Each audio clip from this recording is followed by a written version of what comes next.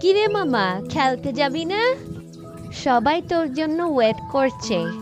হ্যাঁ যাবো। বস এখানে। তুই এত ভাত খাচ্ছিস কেন? ওই না, মা একটু বেশি ভাত দিয়ে ফেলছে। মা একটু এদিকে আসো তো। তা হ্যাঁ রে মনা, কেমন আছিস বল? ভাত কি দিয়ে খেয়েছিস? মাংস দিয়ে খেয়েছি গো। ভাবছি জুবাই, আজ যেহেতু ওরা গোশত রান্না করেছে, চল ওদের বাসা থেকে গিয়ে আজকে ভাত খেয়ে আসি, কি বলিস? হ্যাঁ, গেলে তো ভালোই হবে। মামা যতগুলা ভাত খাচ্ছে, এবার যদি সত্যি সত্যি বাড়িতে যায় তাহলে তো আবার সব মাংস খেয়ে ফেলবে। না নানু, আজকে না মাংস রান্না হয়নি, করলা ভাজি করেছে। ঠিক আছে নানু, আজকে তাহলে আমি আসি। মা আবার আমাকে খুঁজবে।